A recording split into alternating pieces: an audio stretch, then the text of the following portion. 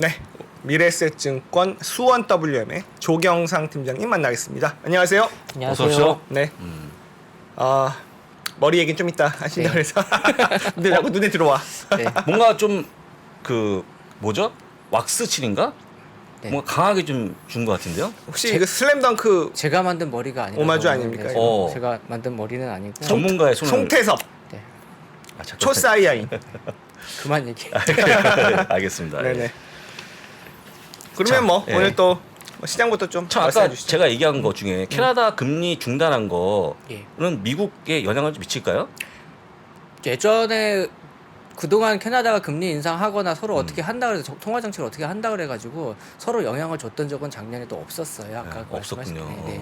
그냥 별개로 보면 되지 않을까 네, 싶습니다. 별개로 예. 보시는 게 맞는 것 같고 아까 워드가 포즈라는 말을 썼잖아요. 단어가 포즈라는 단어가 나왔잖아요. 스톱하고는 다른 거거든요. 그렇죠. 이게. 스톱이 아니죠. 그렇기 사실은. 때문에 뭔가 상황이나 추이를 좀 보면서 좀 달라질 수 있는 부분들을 우리가 좀 알아야 될 것 같고 그렇죠. 캐나다가 그나마 원자재에선 약간 자유롭죠. 특히나 그렇죠. 에너지라든지 광물이라든지 이런 부분들은 자유로운 맞아요. 편이기 맞습니다. 때문에 예.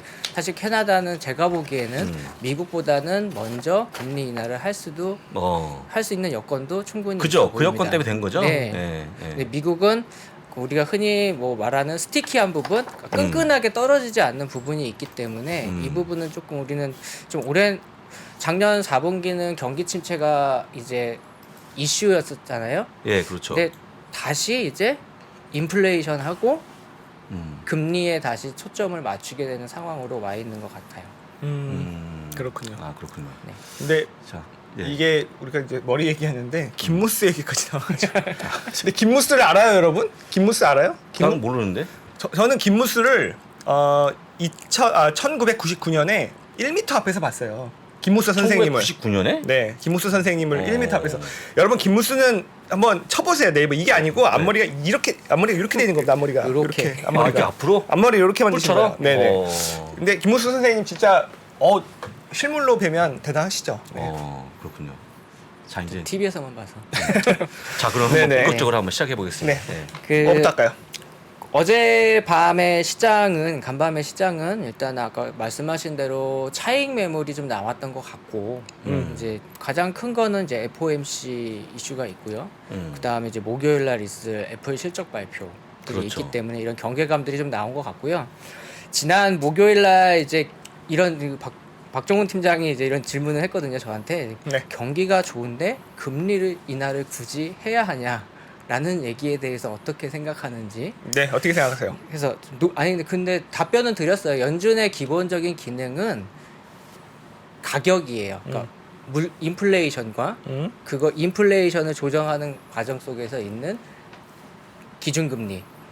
이게 가장 기본적인 연준이 해야 되는 의무나 책무 중에 하나이기 때문에 인플레이션이 해소가 됐다라고 하면 금리를 당연히 내려야지 다음에 경기 침체나 경기 문제가 생겼을 때 아니면은 경기가 또 과열됐을 때 이런 부분들을 또 쓸 수 있는 여건이 되는 거거든요.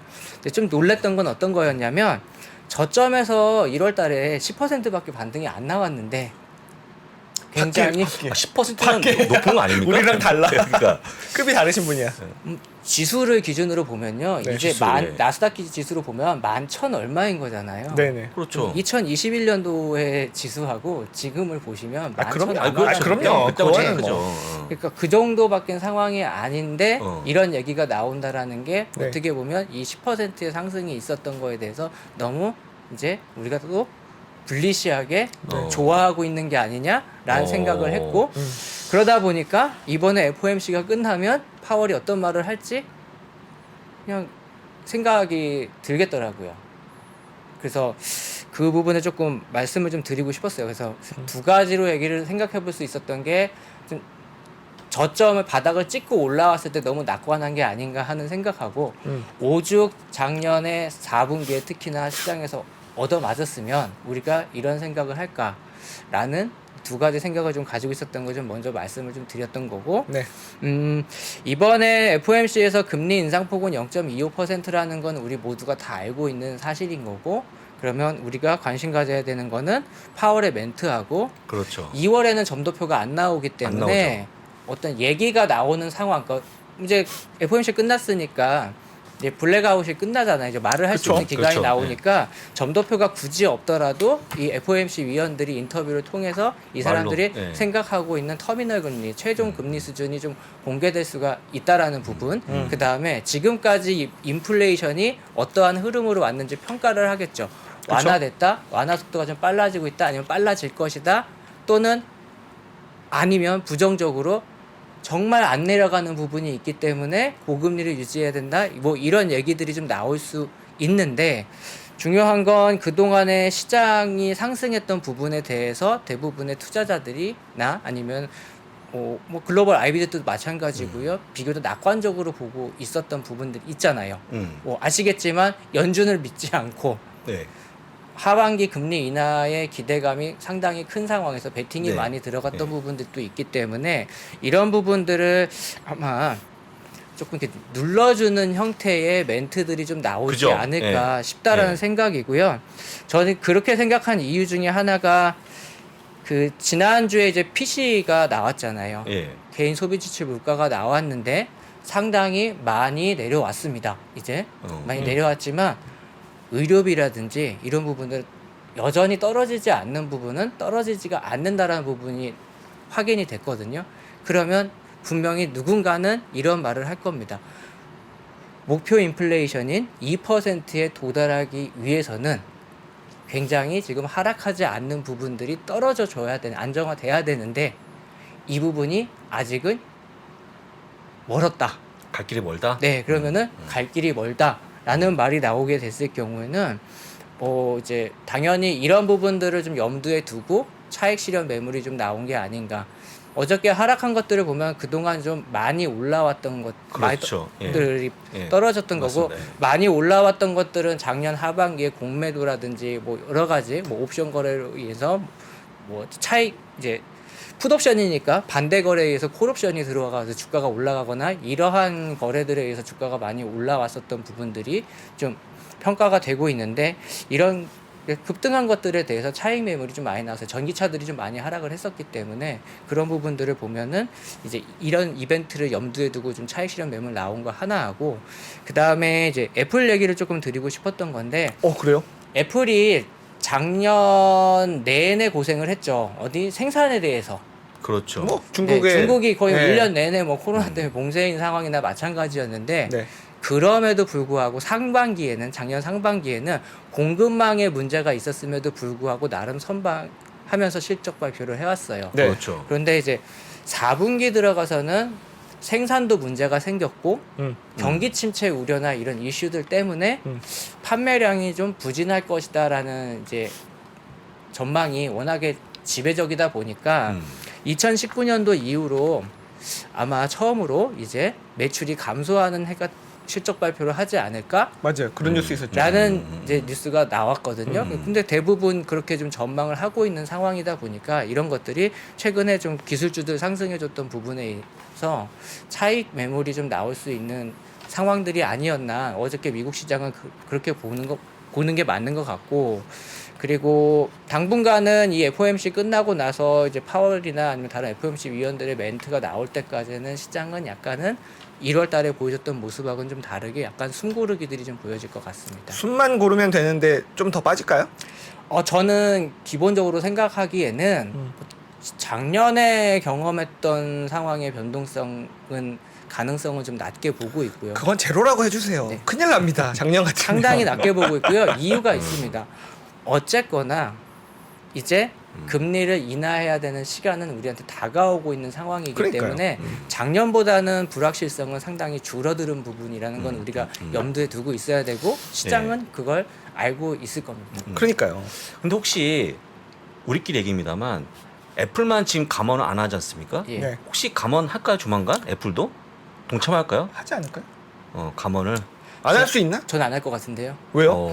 그 스티브 잡스가 스티브 잡스가 아니라 팀 쿡이 자기 연봉을 깎았잖아요. 40%. 예. 예. 자기 거 깎아서. 예. 대박이네요. 그래도 뭔가 40% 깎은 게 600억 정도? 예, 우리나라 엄청난 돈으로? 큰 돈이에요. 그쵸. 그리고 어마어마한 돈이거든요, 그게. 야, 그러고 보니까 말이 되네요. 그 네. 비용이면 충분히 아낄 수 있는 그래, 거죠. 단순하게 얼마나 예. 비용도 있지만 비효율적인 게 있을 텐데요. 왜냐면은 음. 한때 이제 엔지니어들, 프로그래머들 구하기 어려워서 왕창 그냥 닥치는 대로 뽑았던 시절이 있었잖아요. 있었죠. 과잉 인력이 있을 텐데. 당분간은 해고에 대한 예정이 없다라고 한 기사를 제가 지난주에 그냥 지나가면서 막 뉴스 찾다가 얼핏 봤던 걸로 제가 기억을 해서 좀 다른 수순으로 갈 것 같다라는 생각은 들고 있고, 그리고 애플이라고 하는 회사에 그 미국에서 이제 MBA나 뭐 이런 과정들을 공부하다 보면은 애플의 그 효율적인 경영 사례들이 나오는데, 이 스마일 곡선이라고 하거든요. 수익이 가장 높거나 마진이 제일 높은 사업은 자기가 하고, 수익성이 떨어지는 것들은 다 남한테 넘겨줘서 해갖고 오라고 하는 형태로 가져가기 때문에 비교적 효율적이라서 저는 이렇게 인원 감원이나 이런 거는 저는 없을 것 같아요. 거기에 한 표 던집니다. 저는 깜빡했어요. 본인 스스로 급여 깎은 거를 네. 잊었어요. 근데 아니, 나도 깎는데 우리 동참하자 고통에. 우리 지윤님이 깎으셨어요? 아니 이제 내가 팀쿡에 빙의했어요. 팀쿡에. 예. I'm cool. 그래요. 나 예. 40% 디스카운트. 그러니까 페인 투게더. 예, 내가 먼저 했다. 네. 너는 안 하냐? 고통을 동참. 그것도 네네. 잠깐만요. 왔다 갔다 하는데. 뭐 두고 보죠. 네, 두고 보자 한번. 네. 네. 그다음에 중국 얘기를 조금 잠깐 드리면, 오늘 중국 PMI나 이런 것들 좀 지표들 나왔을 때 보니까 경기 회복이 좀 보여지는 모습들을 기대할 수는 있을 것 같아요. 근데 당연히 좋아지는 거 아니에요? 중국 경기는? 너무 안 좋았고 이제 리오프닝인데.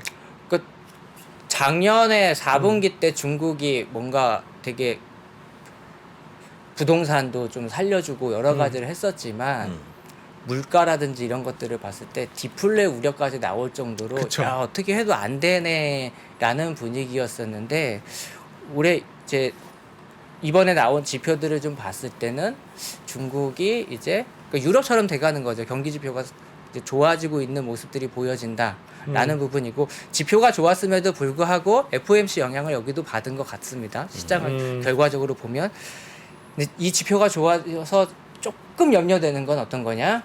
원자재 인플레이션 다시 건드리면 안 된다라는 거 우리가 조금 경계는 해야 될 것 같아요. 글쎄 말이야. 그게 가장 큰 걱정인데. 네.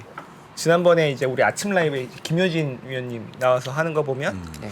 그 정도로 건들 정도는 아닌 것 같다. 네, 저도 저도 재고가 지난번에- 많이 있기 때문에. 네, 저도 전에 뭐 네. 그런 얘기를 좀 네. 드렸었는데 그렇게까지는 안 갈 것 같긴 한데, 그래도 만약에 진짜 네. 하나 건드릴 수 있는 부분이 나온다라고 하면은 이 미국에서 인플레이션 안 떨어지고 중국에서 이 보복적 소비 때문에 원자재 인플레이션 같이 건드려 버리면 좀 좋지 않은 상황으로 갈 수 있는 부분들은 우리가 좀 경계는 하고 있어야 된다. 왜 그러냐면은 원유는 선물이니까. 근데 그 얘기가 되게 옛날부터 나왔잖아요. 그래서 원유가 뭐 140불 뭐 가는데 그래, 보면 그렇죠. 예, 그렇게 한 아이비가 있었죠. 원유가 안 오르잖아요. 근데 뭐 그렇게까지는 안 오를 거니까. 네. 그래서 그런 부분들은 좀 경계를 해야 된다라는 말씀을 좀 드려보겠습니다. 네네. 자, 시장은 이렇게 좀 정리를 했고요. 제가 지금 희한하게 나오면서 AI, 로봇 순서대로 했었는데, 이제 메타버스를 좀 말씀드려보고 싶었는데요. 네. 공교롭게 오늘 헤어스타일이 메타버스가 돼버려서 그래서 메타버스. 초사이아인. 예. 이제 머리를 하고 스카우터 딱 끼고 나오시면. 머리를 하고 사무실에 들어왔더니 직원이 헤어가 메타버스라고. 그래서 지금 그 김무스 얘기까지 나왔잖아요. 네. 근데 여러분들 궁금해하는 게 왜 김무스 선생님이냐? 네. 여러분 선생님과 그냥 이름의 차이가 뭔지 아십니까? 연예인을 그냥 내가 본 적이 없어요. 그러면 그냥 이름이죠. 그냥 뭐 정우성, 이정재, 그죠? 근데 내가 만난 적 있어. 그러면은 정우성 선생님 직접 만난 적 있어. 한번 본 적 있으면 그거는 선생님이죠. 선생님이고. 예. 네네. 혹시 전문가 하신 거죠, 머리를 이렇게? 네. 달라 보이네요. 네, 뭔가. 저도 거울 보고 놀랐어요. 요렇게 그대로 주무신 다음에 그 아침에 일어나서 미용실 어디입니까? 또 출근하실 지점 것 앞에 같아요. 있어요. 그 이름 한번 이참에 광고 한번 해주시죠. 타마시에요. 예? 타마시에요. 수원의 타마시에어 가시면 네. 이 머리를 여러분 하실 수 있습니다. 네. 그동안 이제 그 신성장 산업들 순서대로 좀 말씀드렸는데, 이제 메타버스를 좀 말씀드려보고 싶었는데요. 결론적으로 말씀드리면 로봇이나 인공지능보다는 메타버스는 아직 우리한테 가까이 오기에는 조금 멀다. 얼마나 몇 년 멀읍니까? 몇 년? 그걸 말씀드릴게요. 네. 제가 아니라 저커버그가 말했어요. 네. 저커버그가 메타버스는 10년 정도 있어야지 결실을 맺을 것이라는 발언을 다보스 포럼에서 했었습니다. 저커버거가요? 네. 아 10년 뒤에 할 거에 그러니까 그렇게 그렇게 이렇게- 올인하고 있어요? 자기가 할 말이야 그게? 근데 저커버거가 그랬으면 진짜야. 가장 낙관적인 사람이. 그러니까 메타가 추구하는 메타버스는 음. 이제 B2B가 아니라 B2C, 즉 개인들이 활용하는 플랫폼으로서 메타버스를 쓰는 거잖아요. 그러면 이 고글을 쓰면 메타버스 환경 안으로 몰입돼서 들어가야 되는데 네. 문제가 뭐냐면 그 그래픽 기술이 아직은 한계에 있다라는 부분을 지적한 겁니다. 네, 그 부분이 개선이 되어야지 개인들이 이제 메타버스라는 환경에 익숙하게 젖어들 수 있는데 그 부분에 대한 한계가 있기 때문에 오래 걸린다라는 얘기를 이제 지적해서 얘기를 한 거예요. 그러면 이거 이 테마 버려요? 10년? 그래서 전 다른 측면으로 조금 말씀드리고 싶은 거였고 네. 우선은 또 제가 전에 3프로에서 이제 정프로님 나왔을 때 얘기하다가 이제 마이크로소프트가 진짜로 메타버스에서는 강자가 될 수 있다라는 얘기를 했었는데 네. 그리고 한 1, 2주 있다가 마이크로소프트가 그 메타버스 사업부를 정리했습니다. 오 왜요? 메타버스 사업부를 정리했고 메타버스에서 나온 그 글래스 있잖아요. 네. 홀로렌즈라고 하죠. 네. 이것도 사업부를 일단은 닫아놓은 상황인데 오 마이 갓. 이유가 있어요. 이유가 있습니다. 어떤 부분이냐면 마이크로소프트하고 메타하고 엑센추어하고 셋이서 파트너십을 맺었어요. 네. 그래서 마이크로소프트는 팀즈라든지 오피스 365를 활용하고 메타의 그 메타버스 기술을 이용하고 이런 식으로 해서 마이크로소프트 입장에서는 굳이 내가 이 메타버스에 대해서 돈을 투자하지 않고 다른 회사하고 손을 잡아서 꽃을 피울 수 있는 전략으로 일단은 가는 쪽으로. 제주는 메타가 넘고 그러니까 기술을 대주는 건 이제 메타가 되는 거고 돈은 왕서방. 자기네는 소프트웨어나 솔루션을 제공해주는 형태로 이게 저는 이게 작년 10월에 있었던 이제 협약인데 네. 이게 이 이후에 메타가 이제 홀로렌즈 포기 안 하고 이제 메타버스 사업부 쪽 점점 정리를 해가는 수순으로 갔던 건데 결국에는 마이크로소프트 입장에서는 어떤 거냐면 이거는 B2B로 가겠다라는 전략인 거거든요. 그쵸. 개인보다는 기업을 대상으로 할 수 있는 부분들에 대해서 지속적으로 성장을 해가도록 하는 모델을 선택한 거고 네. 그러면 메타버스라는 산업은 개인의 입장에서 메타버스를 접하는 거는 굉장히 오래 걸리겠지만 네. 우리가 사무 공간이나 네. 산업 현장에서는 메타버스를 접하는 거는 또 다른 관점에서 볼 수 있다는 얘기를 좀 드리고 싶었던 거예요. 그러면은 메타는 저기 기업 메타 예. 망한 겁니까? 망하지는 않을 거라고 보고요. 우선 네. 결론적으로 왜냐하면 현금 어마하게 많아요. 얘네들. 그러니까 이제 주가가 안 오르면 망한 거죠. 여기서 기업이 망한 게 망하지는 아니라. 않을 거고 이제 다른 기회를 메타가 지금 메타버스보다는 지금 돌파구로서 선택했던 게 메타버스였지만 지금 메타가 얻어맞고 있는 거는 뭐 쉽게 말씀드리면 자 페이스북을 하시나요? 이제 안 한지 꽤 안 됐어요. 하시죠? 인스타그램 하시는 분들이 얼마나 많이 더 늘어났을까라고 봤을 때 좀 약간 회의적이거든요. 네. 왜냐하면 틱톡이라는 게 좀 굉장히 빠르게 점유를 했기 때문에 SNS 쪽에서는 광고나 이런 부분들 뭐 릴스가 나왔는데 오늘 이제 저희 회사 애널리스트 분이 쓰신 것 같은데 제가 얼핏 보기에는 릴스 자체도 아직은 수익화가 굉장히 빠르게 진전되거나 하는 부분들이 미미하다라는 분석 메타 자체 내에서도 그런 얘기가 나오고 있는 것들로 봤을 때는 이 SNS 쪽을 통해서 광고 수익이 일단은 먼저거든요. 메타버스보다는 그쵸. 비중이.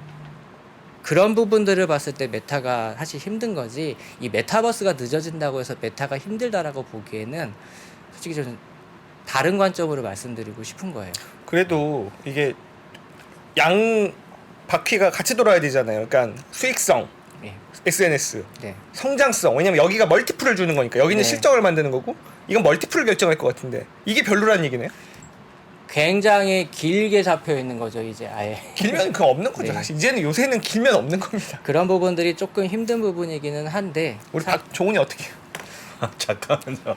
아니 그 또 왜 불러와 또? 우리가 그렇게 보면 놓치고 있는 부분들이 있어요. 어떤 거냐면 시장이 상당히 고평가되면서 강하게 갈 때는요, 투자자들이나 대부분의 시장은요, 여기까지는 다 됐으니까 더 먼 미래를 보면서 걔한테 밸류를 더 실어주는 경향이 있잖아요. 그렇죠. 그런 부분들을 보면 메타에 대해서는 우리가 그렇게 회의적이거나 부정적으로 볼 필요는 저는 없다고 봐요.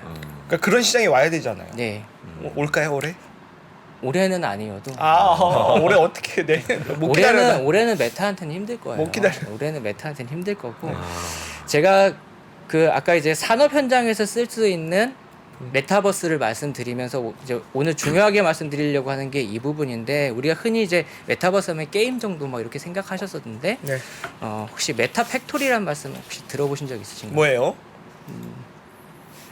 제조업이라든지 뭐 농업이라든지 이런 공간에서 메타버스가 상당히 많이 활용도가 높아지고 있습니다. 혹시 그럼 메타 팩토리 말고 디지털 트윈이라는 얘기는 들어보셨죠? 디지털 트윈.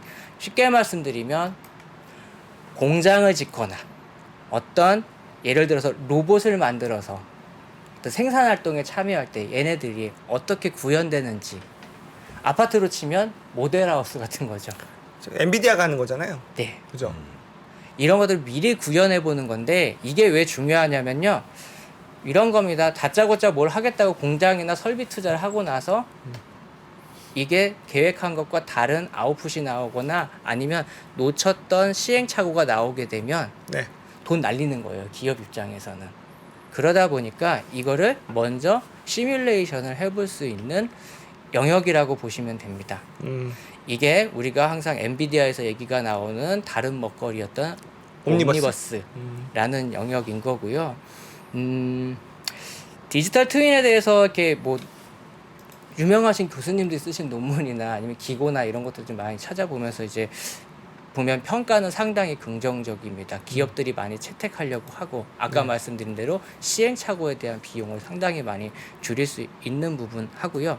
그 다음에 우리 개인 수준에서 요구하는 엔터테인먼트나 이런 부분에서는 그래픽이 빠르게 처리되거나 뭐 끊기지 말아야 되고 이런 기술적인 요구사항이 상당히 많지만 산업 현장에서 쓰이는 거는 또 다른 면이기 때문에 활용도가 높은 편인 것 같더라고요. 그래서 이렇게 보면은 예를 들어서 엔비디아는 BMW하고 상당히 이 메타팩토리 분야, 옴니버스 이런 걸 많이 활용하는 건데, 그렇죠.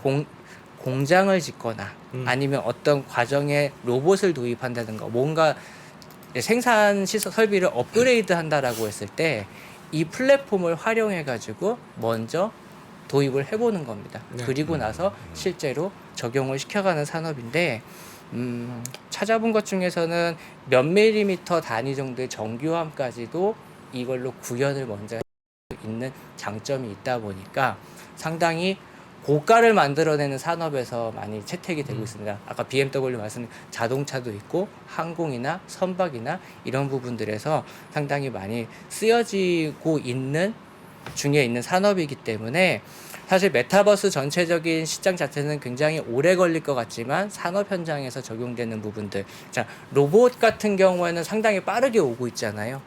이거하고 같이 붙어서 그럼 와야 되는 게 이 산업 디지털 트윈이라는 점을 봤을 때 사실 당분간 메타버스에서는 저는 엔비디아 같은 경우가 오히려 조금 더 주목을 받을 것 같고, 요 시기가 지나고 나면 분명히 기술이 좀 좋아질 거기 때문에 아까 우리가 말한 메타라든지 마이크로소프트라든지 이런 기업들이 이제 빛을 좀 볼 것 같습니다. 와, 엔비디아는 뭐 지금 챗 GPT에 아, 옴니버스에 진짜? 네. 난리 나는 겁니까?